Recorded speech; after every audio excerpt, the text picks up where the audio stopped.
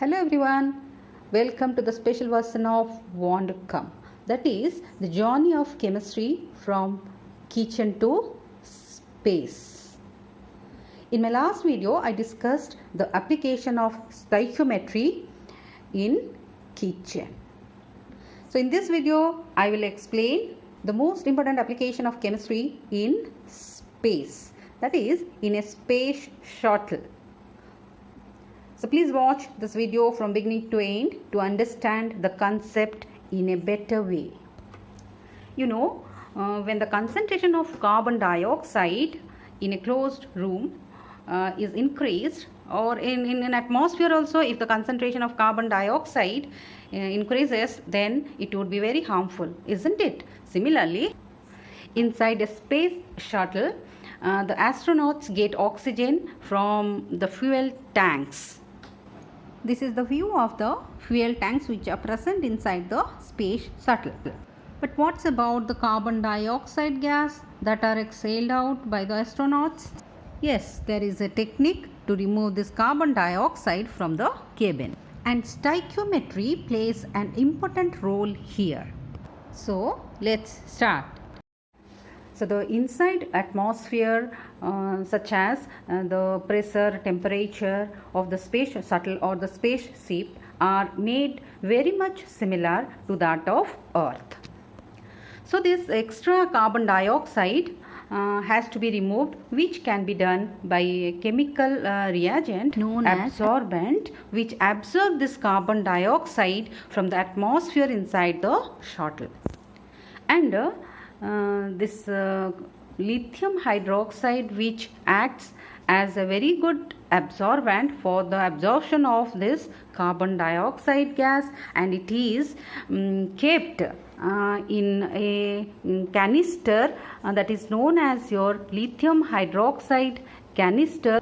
And this is the view of the lithium hydroxide canister, which is used inside the space shuttle to remove carbon dioxide.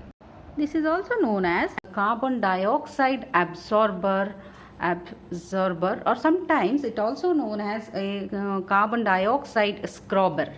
Let's have a look of this scrubber. This picture shows the fixing of lithium hydroxide canister inside a space shuttle. And this is the view of a fixed canister. So the lithium hydroxide present inside the canister absorbs carbon dioxide to form lithium carbonate and water, and this reaction is an exothermic reaction. Let me write down the reaction here.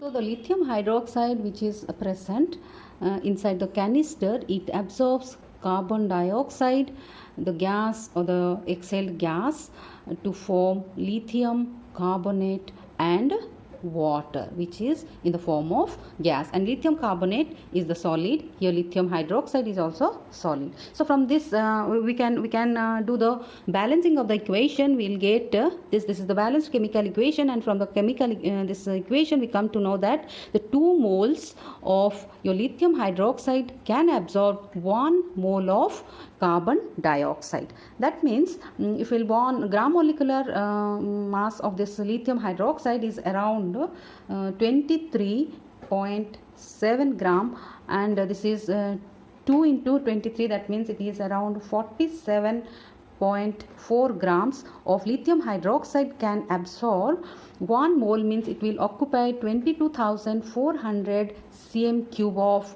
volume. So that means it can absorb 47.4 grams of your lithium hydroxide can absorb 22,400 cm cube of carbon dioxide.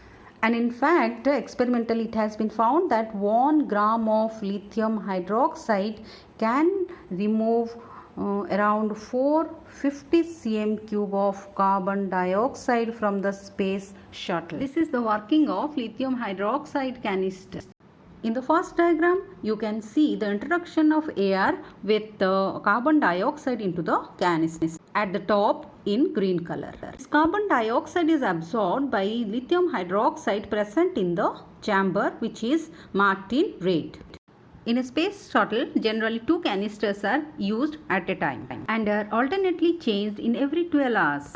You know, as per a study, it has been found that on an average, each astronaut exhales about 20 moles of carbon dioxide daily. So, the stoichiometry can tell the amount of lithium hydroxide actually required during a space mission. And the calculation depends on the number of astronauts and the number of days they are going to be in the space. So why lithium hydroxide has been used as an absorbent for this space shuttle? There are certain advantages of using lithium hydroxide, even though many other absorbents are also available in the commercially available in the market. This is because this lithium hydroxide it is very lightweight and it also produces very less amount of water and it absorbs maximum amount of carbon dioxide. It has the high absorption capacity as well as less amount of heat also produced when lithium hydroxide is used as an absorbent.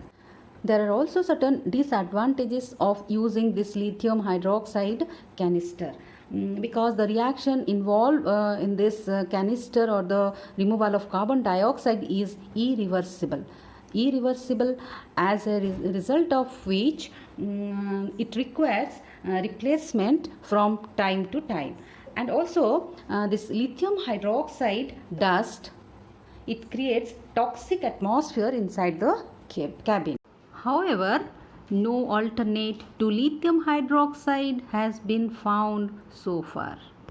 So, you can just imagine how stoichiometry is helpful during the space mission too. Hope you have understood the concept and also liked the video. Thank you.